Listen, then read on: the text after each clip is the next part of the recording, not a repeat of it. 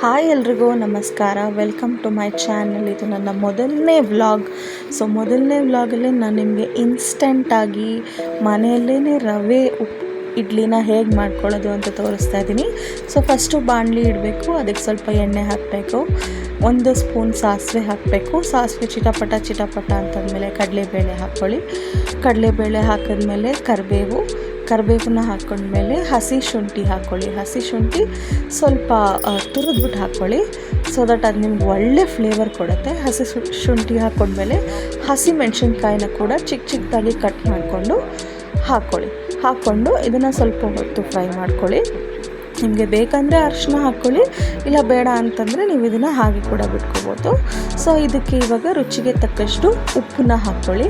ರುಚಿಗೆ ತಕ್ಕಷ್ಟು ಉಪ್ಪನ್ನ ಹಾಕ್ಕೊಂಡು ಒಂದು ಸ್ವಲ್ಪ ತಿರುಗಿಸ್ಕೊಳ್ಳಿ.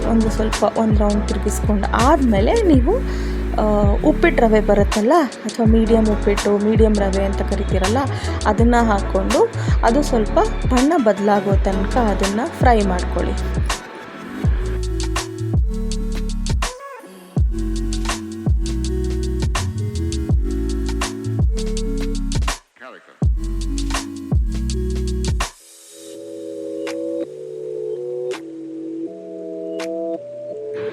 ಈ ಥರ ಬಣ್ಣ ಚೇಂಜ್ ಆಗೋ ತನಕ ನೀವು ಇದನ್ನು ಹುರ್ಕೋಬೇಕಾಗತ್ತೆ.